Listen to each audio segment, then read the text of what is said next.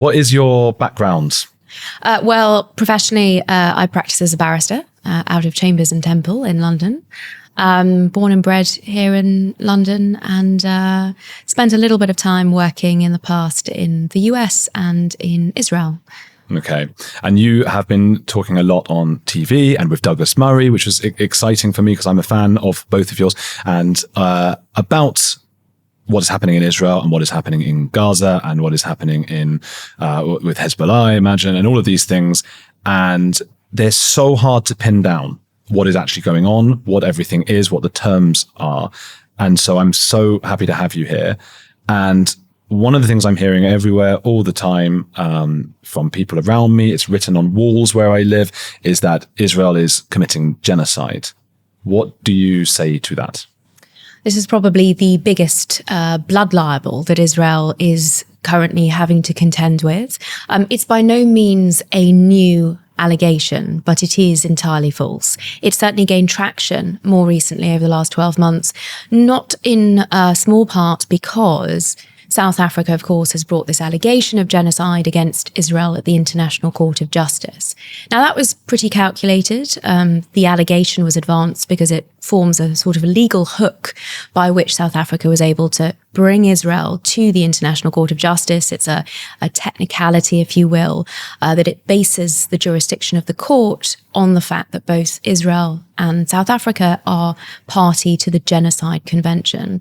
Now, the Convention on the Punishment and Prevention of Genocide is something that was written after the Holocaust. In the aftermath of the Second World War, it was agreed upon between nations that there needed to be a recognition of what had happened principally to the Jews, being targeted for extermination because they were Jews.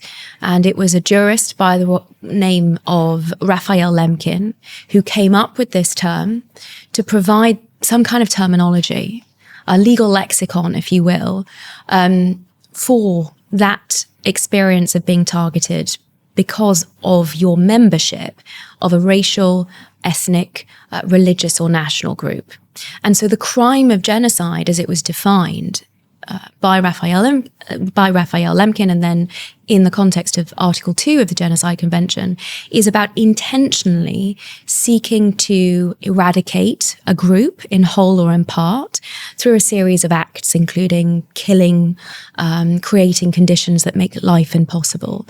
But the key aspect of this is the intention to eradicate that group in whole or in part.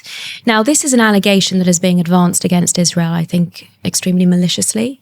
It's certainly an inversion of reality, and it does something very disturbing because it is, in fact, blaming the victims of genocide of the very acts that were perpetrated against them. And I don't just mean the Jewish victims of the Holocaust, but I mean the victims of the atrocities on the 7th of October.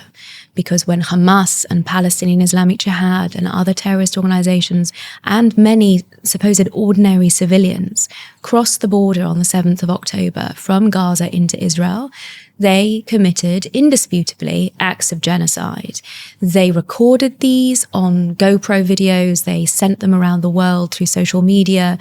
And the atrocities that they committed, the slaughtering of families, the torture of families in front of each other, gang raping of women, mutilation of individuals, in particular sexual mutilation. All of this was very openly with the intention of targeting Jews because they were Jews, and so that intentional aspect of the acts of genocide was met there.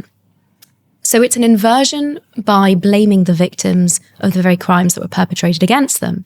But it's also based on a whole series of misinformation of what has been happening on the ground in Gaza over the last 12 months.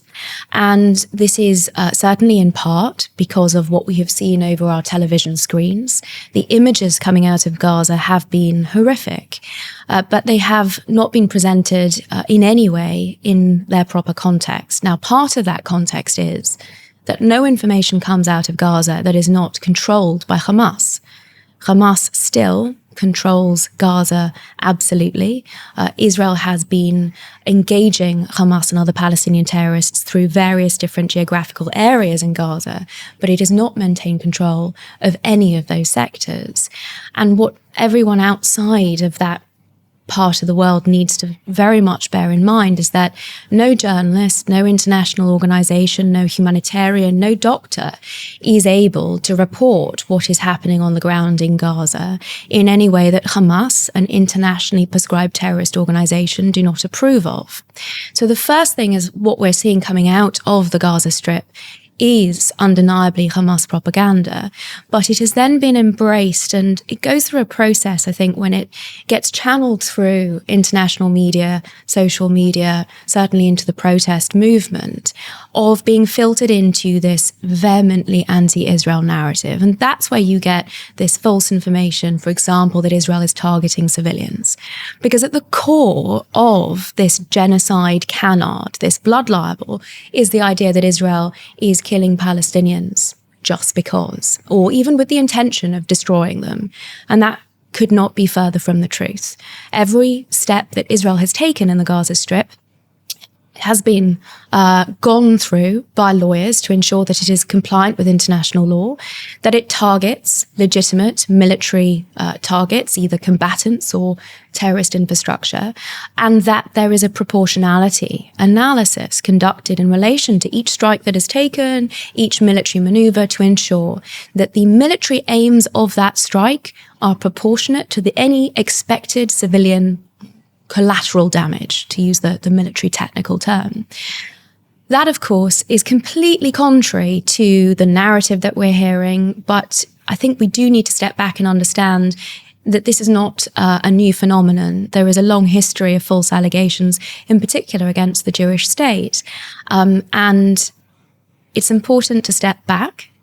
You hear these words, these terms, legal terminology in particular, like genocide being advanced. It's for a purpose, and that purpose is unfortunately steeped in misinformation.